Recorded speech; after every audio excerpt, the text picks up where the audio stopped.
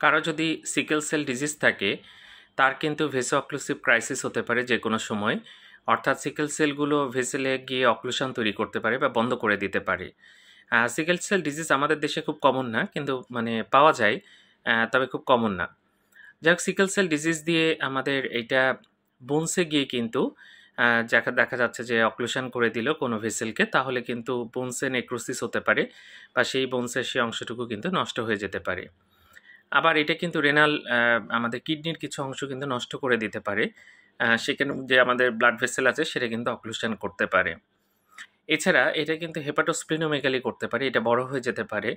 লাংসে গিয়ে কিন্তু এই যে সিকেল সেলগুলো সেটা কিন্তু লাংসে ইনফেকশন করতে পারে বা সেই অংশ নষ্ট হয়ে যেতে পারে, ফুসফুসের একটা অংশ, এটা কিন্তু দেখা যায়। এছাড়া দেখা যাচ্ছে স্ট্রোক হওয়ার চান্স কিন্তু বাড়ে। যা সিকেল সেল ডিজিজ থাকে এখান থেকে কিন্তু ব্রেনের যে ব্লাড ভেসেল সেটা অক্লুশন হয়ে স্ট্রোক কিন্তু হতে পারে। তো এরকম হলে একজন হেমাটোলজিস্ট বা রক্তরোগ বিশেষজ্ঞের আন্ডারে থাকবেন, তিনি আপনার চিকিৎসা নিয়ন্ত্রণ করবেন।